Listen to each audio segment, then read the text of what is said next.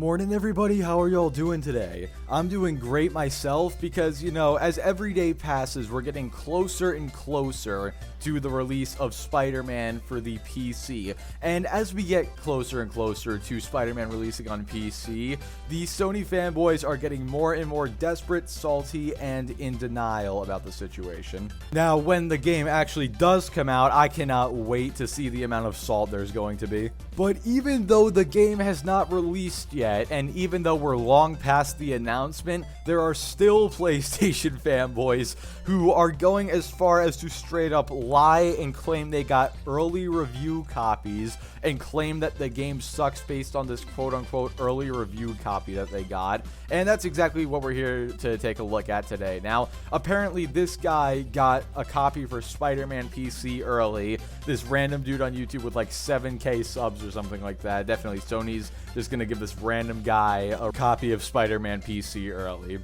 And I'm not kidding when I say that, but showing is better than telling, so without further ado, let's get into the video. Marvel's Spider-Man on PC is the worst Sony PC port to date. And I do not say that lightly. I say this as a beloved, massive fan of the PlayStation 4 release and the PlayStation 5 release. Nah, I'm gonna have to press X to doubt that you are a massive fan of this game. I think you're just a fan that this game is exclusive, or it was exclusive to a platform, because if you were really as much of a fan of this game as you're claiming, then you would want as many people to play the game as possible and as many people to experience it as possible so other people can have the amazing experience that you did. But you don't. You want it to be exclusive to your precious PlayStation.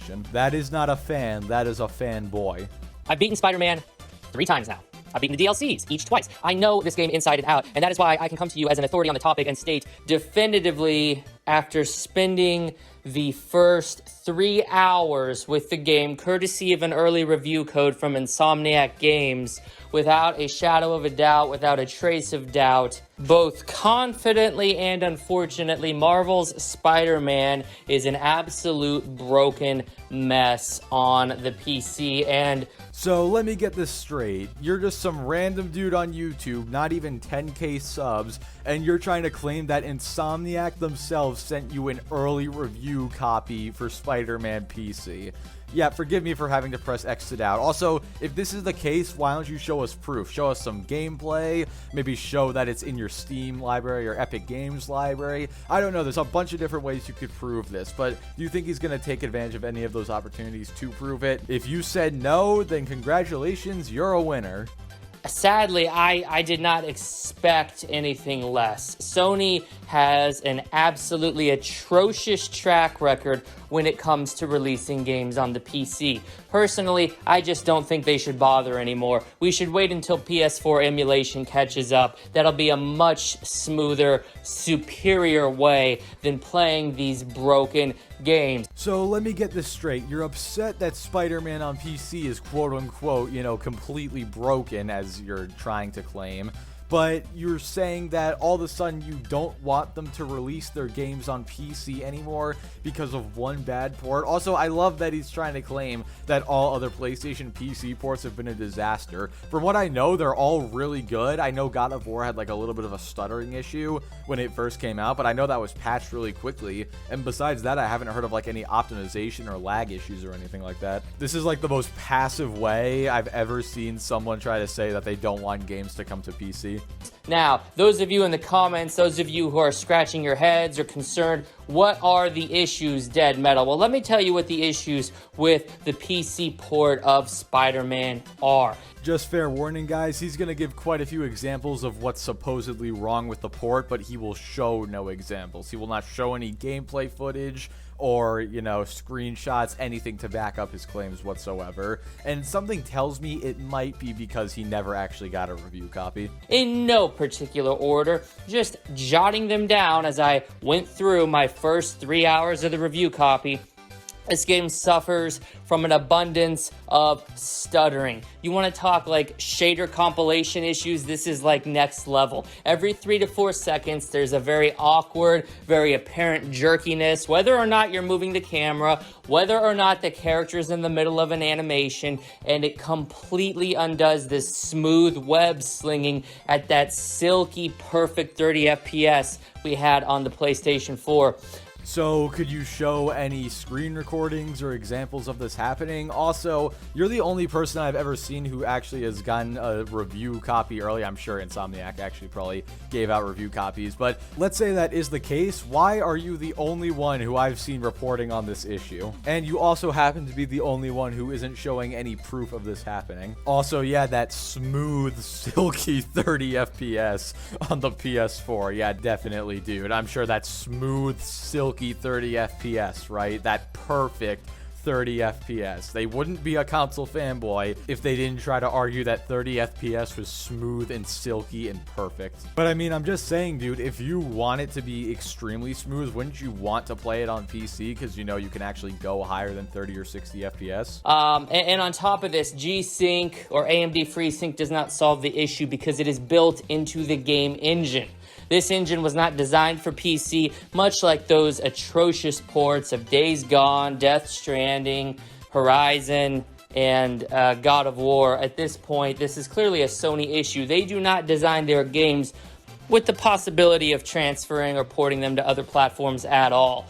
Well, maybe they didn't back in like 2017 and 2018, but I guarantee that God of War Ragnarok is being designed with the possibility of coming to PC in mind. I give that game a max of 2 years before it's on PC. On top of that, he's also saying, oh, it was G-Sync. Oh, no, I mean AMD FreeSync. Like, dude, which one is it? It's one or the other. There's no graphics card out there that supports both. You gotta pick one, dude. If you're gonna lie, at least be consistent about it. It's very clear this is a Sony issue. No Microsoft game that I have ever played on PC has this issue. But let's say you could live with the stuttering, or maybe you cap your FPS at 30 to make it less apparent. Okay, I can see that. You want the cinematic flair. Okay, fine. You know, there's far bigger issues. I could honestly get over the nausea-inducing stuttering. I really could. So let me get this straight. 30 FPS, locking your game to 30 FPS, basically makes the stuttering unrecognizable, but you're saying the stuttering is nausea-inducing, but 30 FPS and, you know, capping it there basically makes it so the stuttering goes away. So wouldn't that mean that playing at 30 FPS is basically the same as playing it with the stutter? So basically you're saying that 30 FPS is nausea-inducing, but yet earlier you still said that it was silky smooth. Like, what is even going on right now? If it wasn't for the unforgivable, very predictable, very consistent crashes. Now, let's be honest, if you're gaming on Windows, your games are gonna crash. That's just what PC gamers, that's what they get. That's what they're used to, right? I'm a PC gamer. My games crash about 3 to 4 times per session. It's par for the course. Everybody knows that if you're gonna game on PC, you're gonna have to deal with the crashes. Yeah, games crash sometimes. It happens on PC and on console, but it never happens, at least for me,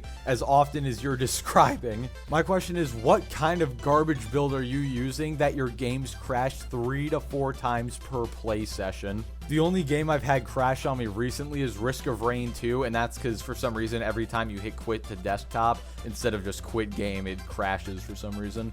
For someone who primarily games on PC, A, you sure love that 30 FPS, and B, you sure love to talk smack about it. I have never dealt with crashes of this magnitude. I've never dealt with crashes of this severity, crashes of this stupidity, mind you, all right?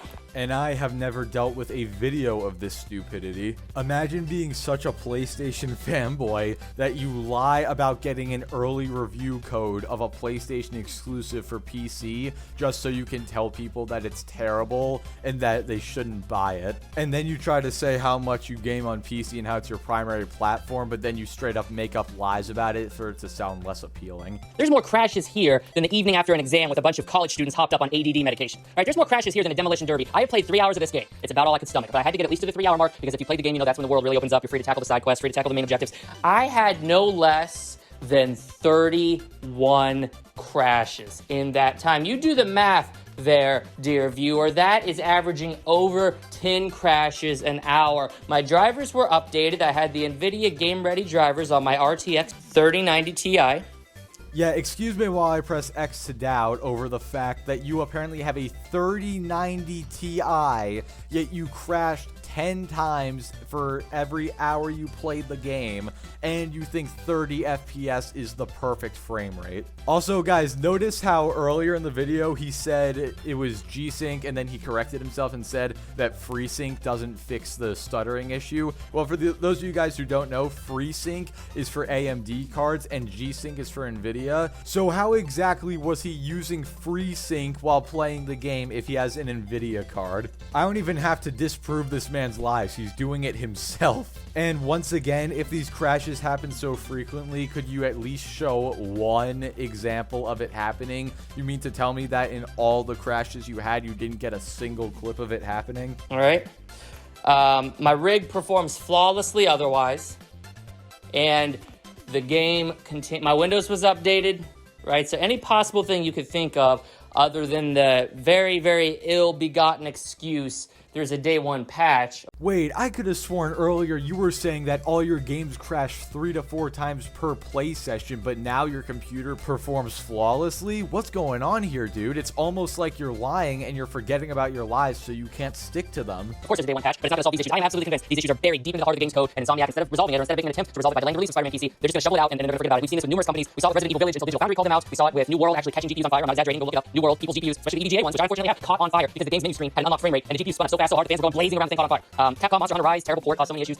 It's just a recurring theme that these developers don't care about the PC market, and Marvel Spider-Man does very remarkably little to change that particular conception. For like the 15th time now, if this is such a common occurrence, why don't you show us any gameplay of it happening? Show us any proof at all that this is actually an issue. Also, if these developers don't care about the PC market at all, then how come they're spending all the time and money required to port the games over to PC? If they truly didn't care, like you said, then they just wouldn't be porting the game to PC at all. And I would almost say, okay, crashes, they're more than PC gamers are used to, but PC gamers are used to crashes. Stuttering, the shader compilation issues that we've seen on Stray, the shader compilation issues that we've seen on the Resident Evil games, the shader compilation issues that we've seen on Ghostwire Tokyo, it's becoming a feature, a touting point, something to look forward to more than anything else. I could almost get on board with that. Cap the FPS at 30 to make the stuttering less prevalent. Just be ready to suffer through an abundance of crashes, and then maybe, just maybe, you could have a good experience, right? I mean, I'm not wrong, right? Like, you could get on the same page and you could enjoy the game despite the issues if it wasn't for this fatal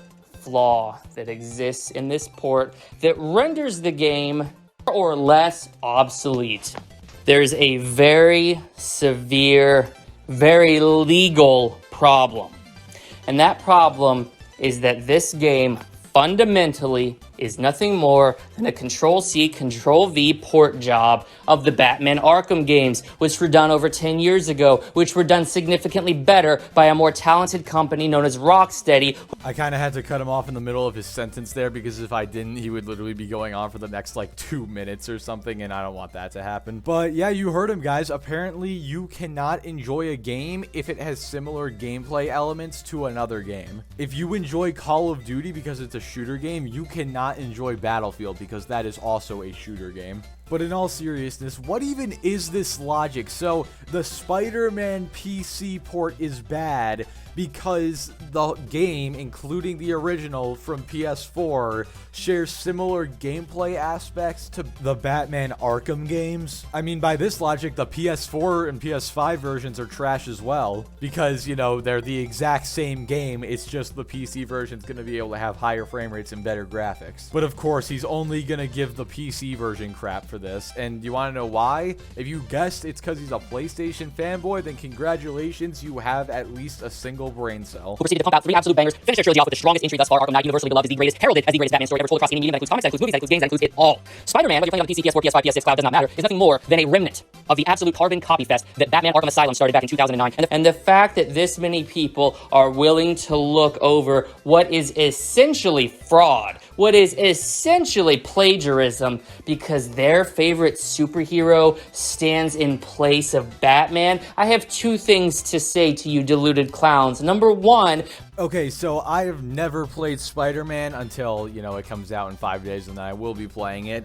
And I've never played the Batman Arkham games. I do know that I've seen people say that the games are kind of similar in terms of like gameplay and stuff, but could someone in the comments please tell me if Spider-Man is borderline fraudulent and illegal compared to the Batman Arkham games? Something tells me if it was actually fraud or illegal, then, Sony wouldn't be able to make hundreds of millions off of it and then probably make hundreds of millions more by porting it to another platform. Something tells me the legal system would have stepped in somewhere along that line. Now, I feel like I just need to say this. I know there's been a bunch of like speed ups in this video, but I have to speed up this next section as well because he goes into this whole rant about how like Spider-Man would absolutely get destroyed by Batman in a 1v1 because Batman does have a superpower, and the superpower he has is being rich, and being rich basically means that he would win. I don't know. I'm just gonna speed it up for your brain cells' sake.